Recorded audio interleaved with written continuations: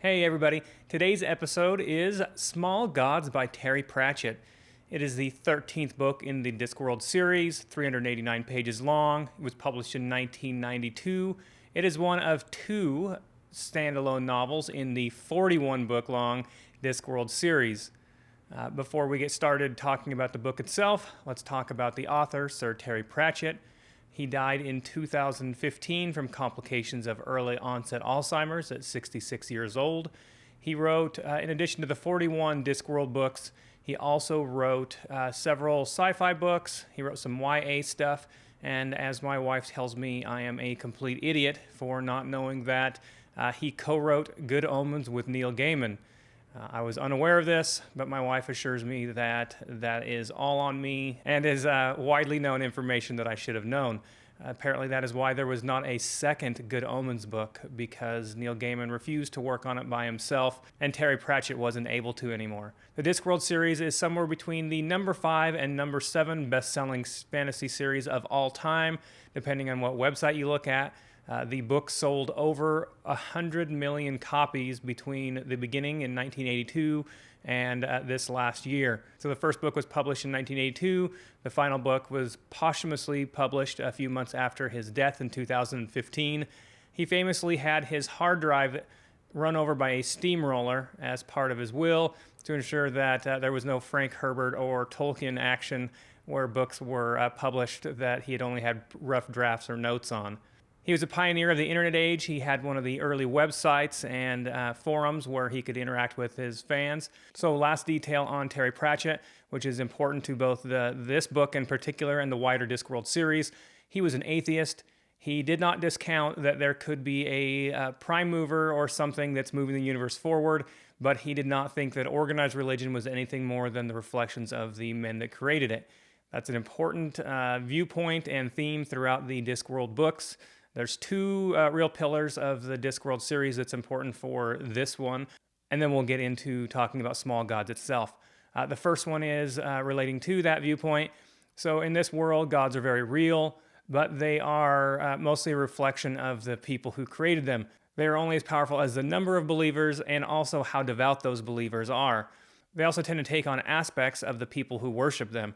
So if you have a bunch of bloodthirsty savages as your followers, then the god is going to be bloodthirsty and seen that way. A funny note in this book itself is that the goddess of wisdom actually has a penguin as an avatar, not an owl, because the sculptor who originally created the avatar had never seen an owl, and I don't know if they'd seen a penguin or not, but that's what it ended up looking like, and so now the goddess of wisdom has a penguin for an avatar. The second important detail about the Discworld series is that the world is a flat disk 10,000 kilometers wide. It is carried on the backs of 4 enormous elephants, and those elephants stand on top of the back of a giant sea turtle as it moves through space. This is an immutable fact of the world. You are able to sail off to the barrier islands at the edge and look over and see this. This will be important to the plot line of the book as well, but it is a detail that goes throughout the entire series. All right, let's go ahead and get into talking about Small Gods itself. As I mentioned, it was published in 1992 and is one of 2 standalone books in the series. I'm going to read the book blurb like I normally do. It is a very, very short one, and once I get done with that book blurb, we'll talk about the book. In the beginning was the Word, and the Word was, "Hey, you!" For Brutha the Novus is the chosen one. He wants peace and justice and brotherly love. He also wants the Inquisition to stop torturing him now, please? So you can see right away that this book is going to be a humorous one. To quote the great Monty Python in the Holy Grail, no one expects the Spanish Inquisition. Well, in this book, everyone expects the Omnian Inquisition. The Inquisitors rule the city of Omnia in service of the great god Om. There have been 7 prophets over about a 1400-year period, and each one of those prophets has supposedly brought the holy word of the great god Om, and each one of those prophets has been more and more bloodthirsty and taken more and more fun away from the citizens of Omnia. At this point, basically anything that might be fun is considered a sin and is likely to get you a one-way ticket to the dungeons of the Inquisition. The Omnian Inquisition believes that simply being under suspicion means that you must no doubt be guilty, so once you go down to the dungeons, you're not coming back out. As the book starts, we have a novice called Brutha. He is kind of a little bit of a simple man. He's 17 years old. We're told that's a bit pretty old for a novice in the Omnian church, but he is out there hoeing the weeds when all of a sudden he hears a voice. That voice is talking to him, and he is pretty freaked out, needless to say. He's a little bit worried because why would voices be speaking to him? Most likely, he believes it is a demon that's doing so. And once again, I've already talked about just moments ago that the Omnian Inquisition would be very likely to put him into one of their dungeons for hearing these voices. So he's freaked out. He goes and talks to his novice master, who tells him that, oh, don't worry about it, you're just hearing things. So he goes back to the garden plot and looks down after hearing the voice again, and he sees a lowly turtle. This turtle just happens to be the great god Om. You might wonder why the great god Om is trapped in a lowly turtle's body. Well, there might be millions of adherents to the Omnian Church, but none of them actually believe. They are simply following along with all of the restrictions and things that is put on so that they don't end up in a dungeon. At this point, Brutha, our lowly novice, is the only believer in the entire Omnian Empire. So the great god Om, the Avatar was once a giant bull that rampaged around the countryside every once in a while, is now trapped in the body of a lowly turtle, with only Brutha as a true believer who can actually hear him. Brutha has one trait that is very important as the story goes on. He has perfect recall. He can basically remember everything that's ever happened to him from the time he was born. He ends up coming to the attention of the head inquisitor named Vorbis, who is getting ready to lead a peace delegation to a city called Ephebia. Ephebia is a democracy. Basically, Ephebia is a den of philosophers, and every once in a while create an invention or two that is very helpful to the city. Vorbis wants to wipe out this city because the Ephebians preach that the world is a disc on the back of elephants on the back of a tortoise, which is verifiably true, but not according to the scriptures of the Omnian Church, who insist that the world must be a perfect sphere. No one believes that because wouldn't the water just fall away? Plus that whole being able to look over the side of the world and see that it is on top of elephants, on top of a sea turtle. But the Omnian Church and their 7 previous prophets and their 7 holy books aren't too concerned with the truth. What their books say must be the truth, and they're going to wipe out anyone that is not a believer. Well, the Ephebian philosophers have managed to create basically a giant magnifying glass that wipes out the invading Omnian fleet. So the Omnians are supposed to go to Ephebia and sign a peace treaty. Well, Vorbis thinks that he's going to be able to use this perfect recall that Brutha has in order to make their way through the defenses of the city of Ephebia, which mostly consist of a giant labyrinth that is constantly moved around. It is full of pits and just treacherous. So Brutha, with his perfect recall, should be able to remember how to get in and out of the labyrinth. Vorbis plans to double-cross the Ephebians and has a secret army marching through the desert in order to try to take over. But while we're here in the city of Ephebia, we get to see how different people live. It's really a funny book, and it's fun as Brutha goes from being such a closed-off, closeted person that believes every word of the Holy Scriptures to a real doubter, as he's able to encounter these philosophers and the totally different city of Ephebia.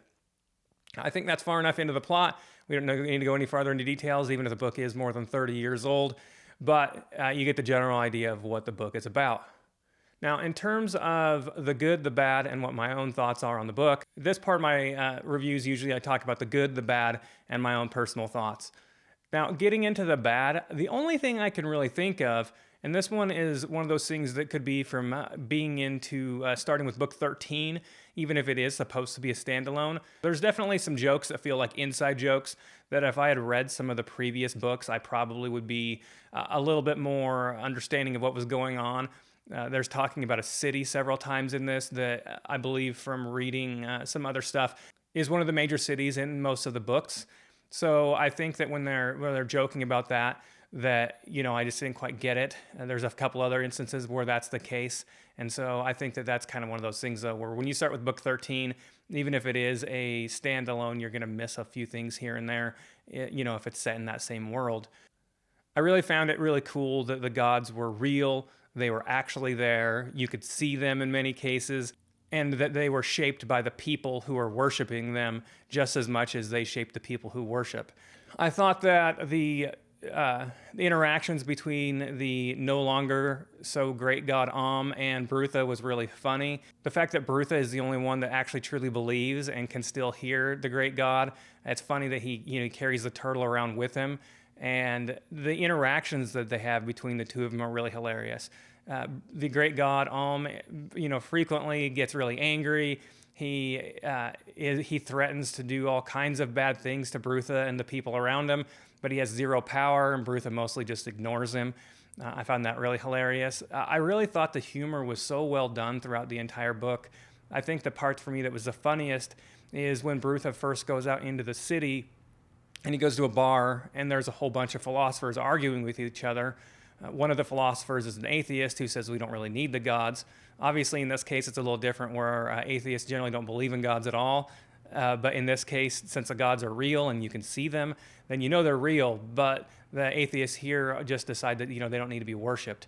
So it's really funny when one of the philosophers is talking about the lightning or thunder god, and suddenly a lightning bolt strikes right next to him, and they're like, oh, well, that god's cool, And then they'll go on talking about another god, and then something happens again, and they're like, oh, well, let's not worry about that god. And then the last god that they actually insult is some like 200 miles away. And so right afterwards, they're all looking around a little bit worried to make sure that nothing bad happens. And when nothing does, they're like, oh yeah, see that god's useless. I found that there was a lot of scenes like that where I just absolutely laughed out loud. I thought it was really funny. Like I mentioned, I really like having the real gods there. And I think that all in all, this is just such a witty, well-written book. I hoped that it was going to be that way, but sometimes it's a little bit scary, when you are reading a book that is from one of the giants of fantasy that you have never read. And for me, it's kind of, there's reasons why, and I'll talk about it in just a minute. As far as my last thoughts on the good, I really thought that Brutha was a great character. I thought he grew throughout the entire story, which was something that I really enjoyed. He started off, as kind of a simpleton. He felt like he was probably autistic. And I think that it's funny as later on it's just explained that since he's remembering so much stuff, that's occupying so much of his processing power that he otherwise seems slow. And I thought that was really funny. Getting into my final thoughts on the book. First of all, I really do love books where the gods are real. And I think that since we should be able to have that in the entire series, it's something that has made me want to read more books in the series. It's funny, my two favorite series are the Malazan and the Wheel of Time. And on the one hand, with the Wheel of Time, there's no active gods. You just have the creator and the dark one. But there's also not really like a big church that's built up as well. So I like it on that. I like that on the one side. And then I like on Malazan where the gods start off as human or whatever race they are, and they're mortal, and then they end up becoming immortal, and they ascend into the pantheon of godhood later on. I found that to be really awesome. But I just like for my gods to either not really be there at all or to be really involved. Sometimes I don't love it as much when there's a real established church and you think that the gods are real, but you can't prove it, right? And so I really liked that structure in the book. I thought the humor was just so well done. It was really funny and witty. That was something that actually made me nervous before I started reading the book because I just wasn't sure I was going to enjoy that. And I knew obviously, despite not having read any of the books, what Terry Pratchett was about and what he did, but I just had never read the book, so I just wasn't quite sure what I was going to do, what I was going to think about the books. I think the other thing is that reading this one has made me decide that it is worth tackling that 41 book series. It's a little bit daunting, you know, to have a series. You know, it's finished at this point because the author is no longer living, but that's still a huge number, 41 books. Even at my pace of reading, you know, I often read 8 to 10 books a month. That still take, you know, a good solid 4 or 5 months probably for me to read it. So I've just never gotten into it before. I generally read, you know, grimdark or epic fantasy, you know, more serious stuff. I have found myself as I've gotten older, especially, you know, now having a family, that I don't necessarily love that grimdark genre quite as much, and I've enjoyed all of these more epic fantasy and, you know, cozier reads at times. So that's probably, you know, a good change. That's made me more likely to enjoy reading these books. But I think that as a past, when I have read my palate cleansers, it's been more books like C.T. Phipps, where his novels, they're funny, they're, you know, kind of ridiculous and witty. But most of them, even if they are part of a series, work as standalones a lot better, to where, you know, if it's a month or two in between reading one, I don't feel like I'm missing out. So I am still a little bit nervous about how that's going to turn out if I, you know, do decide to make Terry Pratchett's books for a year or two as my palate cleansers in between reading darker stuff, as to whether I'm going to feel like I'm missing out a little bit here and there.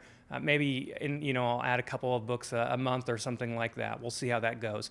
But all in all, I was just so, you know, maybe even a little relieved is the best way to put it, because I really did love this book. I mean, it was a hard 5 out of 5 for me. I stayed up late reading it, and that's one of my, you know, usual signs that a book's going to be a hard 5 out of 5 for me. And I was really glad that I finally read a Terry Pratchett book and that I really enjoyed it. You know, it's just kind of one of those scary things when you're like, oh, he's a giant, right? Top 5. He was knighted in 1998. It's just a solid book. The humor was there. I liked the topic. I just had a great time reading it, and I can't wait to read the very first book in the series here coming up soon. I hope you guys have enjoyed my review. This will be the last of the book reviews for a week or two. I'm going on vacation next week, and I will definitely record some stuff. My wife is a late sleeper. I'm someone who goes to work at 3 o'clock in the morning during my busiest part of my year, so I find it real hard to sleep past 6 or 7 in the morning, even on days off.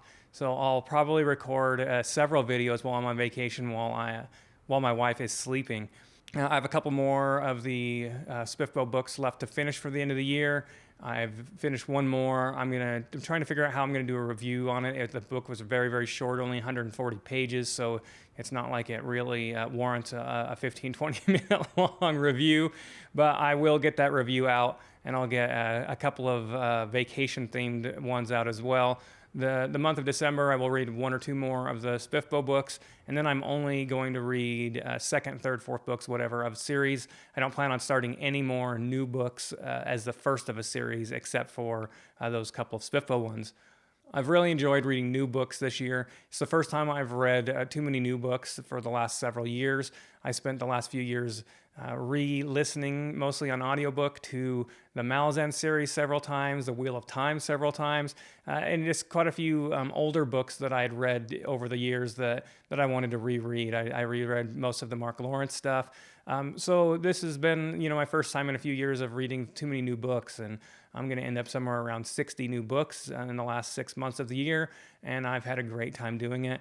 I'm loving doing the reviews, and I hope to continue forward for many years. Hope you all have a wonderful day. Thanks for making it this far. Please like and subscribe to my channel if you are enjoying my videos, and I'll keep putting them out. Thanks.